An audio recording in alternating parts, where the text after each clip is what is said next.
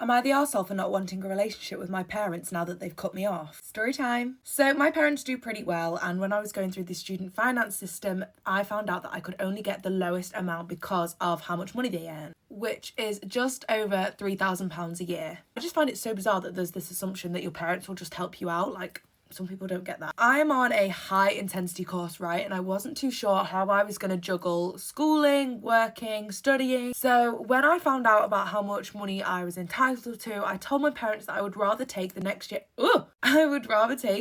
year off and save up and go to my first choice school or go to my second choice school now. I just would not be able to afford to live in the city that my first choice was in. So where is my parents said that they would pay for my rent if I went to my first choice school on schedule, aka this year, which I was like, brilliant, works for the both of us. So they set me up in this gorgeous studio apartment in the city. So all I would have to do now is get a little part-time job to cover the cost of food and bills. Then 2 months ago, they called me and told me that they thought I was relying on them too much.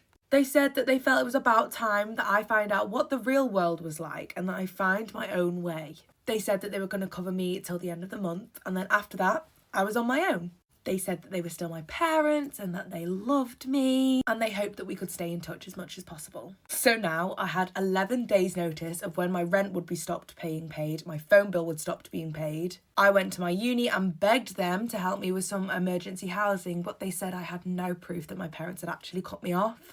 So I emailed my parents asking if they could write an email to the school to tell them that they had actually cut me off financially. They said no. I asked work if I could pick up more shifts to help pay, but they said due to my contract they couldn't give me anything. So I am now sleeping on my best friend's sofa and I'm looking for a second job. I hadn't heard anything from them in a little while actually, and then on Facebook I got a message from my dad saying that they were both really disappointed that I hadn't called for my mum's birthday. Oh, are you disappointed? So am I. So I just gave it to them straight. I was like, listen, you've done me so dirty. I can't have a relationship with people that disrespect me and leave me in the position that you have left me in.